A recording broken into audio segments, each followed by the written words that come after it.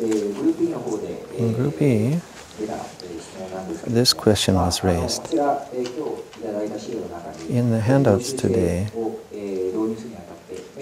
there was a graph showing the merits and demerits to the doshu system.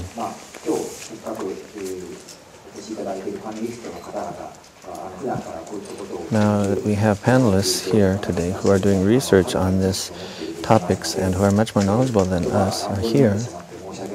I'm sorry to raise a difficult question to you, but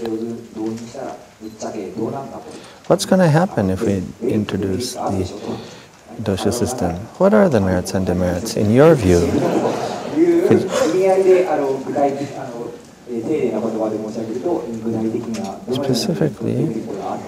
Specifically, what are the merits and demerits of a doshu system in each of your views?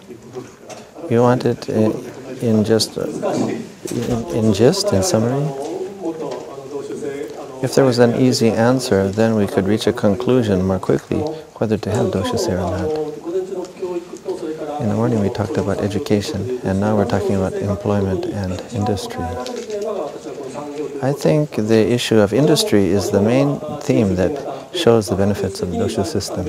Up to now, Japan has taken a one-size-fits-all approach to industrial policy and had been successful in the past. But recently, Japan doesn't have very good footwork because it's too large. Countries that expanded their GDP tended to be smaller countries with a population of 20 to 30 million. Why were they able to increase their GDPs? It's because the government in Japan, the government found various model products, industries like the high-tech industry, etc., and tried to make projects in each prefecture. And we ended up with like 30 or 40 similar projects in each of the regions. And that led to over-competition. So none of the projects really succeeded in Japan. There's a need to select and focus. If you can focus on perhaps 5 areas, then there's a better chance of winning. And it's better to divide Japan into 5 different larger regions rather than divide it in such small spaces. Each doshu should have its own clear goals to pursue. That's a better way to improve, revitalize the economy and develop industry. We need a system that has better footwork. That's the main benefit of doshu. It gives you more flexibility and better footwork for industry. I'd like to step aside from the issue of industry a moment. We're talking about increasing the government size from the prefecture to the doshu. Nowadays, people's range of movement is broader and there's more communication. Often people are commuting from Takasaki or Odawara into Tokyo. The commuting areas are expanded more. The transport infrastructure, and it is true with doshu you could have states that cover the actual economic zones. When we're talking about environmental issues like the forests and ocean, those are also not closed in the borders of a particular prefecture. It is more efficient to deal with such environmental issues on a broader area. But is it best to do that under a doshu system? Or would it be okay to have a collaborative mechanism between neighboring prefectures, as is in present? Kyushu and Okinawa are good examples for industry. Kyushu and Okinawa are much closer to Southeast Asia than they are to Japan. So it seems inefficient for them to have to ask for policy directives from Tokyo. They're actually closer to Taiwan and other places and should be able to work directly with them. But due to various regulations, their hands are tied. They're not able to move the way they might want. If Kyushu is able to develop its own policies, it could have direct relationships with South Korea, China, and Taiwan. It might be able to promote exports more and develop its industry more this way. People in the Economic Federation in Kyushu often say this. Then they wouldn't have to always ask for directives from Tokyo. and inter-regional trade between Kyushu and the neighboring countries would become possible.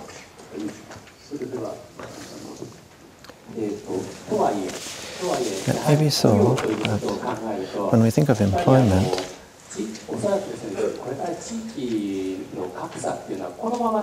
if we don't do anything, the gap and disparity between the regions is just going to become greater and more serious. That's what they say in the newspapers also. Let me give you an example. I'm from Iwate Prefecture in northern Japan. In the past, Iwate was referred to as the Tibet of Japan, perhaps in a derogatory way. But there were generally 1.9 jobs available per people able to work or looking for work there. But in other regions, the proportion is like 0.3 or 0.4. In other words, there's only a job for 3 out of 10 people. So there's a big gap between regions that have job opportunities and those that don't.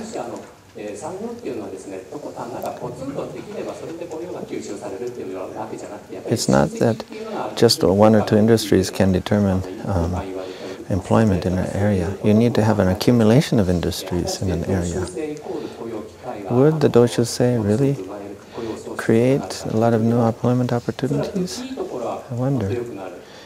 Places that are doing well will do better, but places in a bad situation will probably lose even more employment opportunities under Doshu system.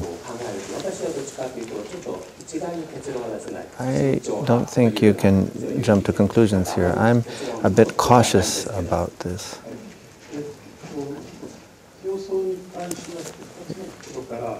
There are questions from 2 angles about competition. We have someone from the C group to raise a question. 結局聞こえなかった？聞こえない。おかしいね。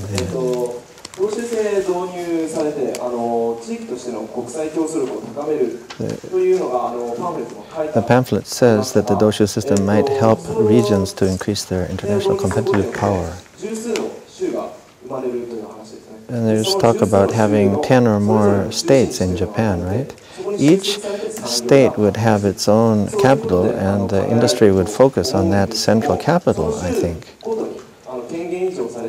So each state would get more powers, and each state would be expected to participate in international competition. That's what we heard. So it's like we'll have 10 small Tokyos. I heard that opinion.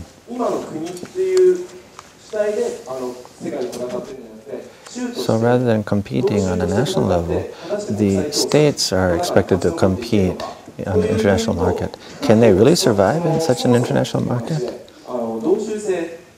And to begin with, is it really realistic is the Doshu system really an effective way to increase the competitive power?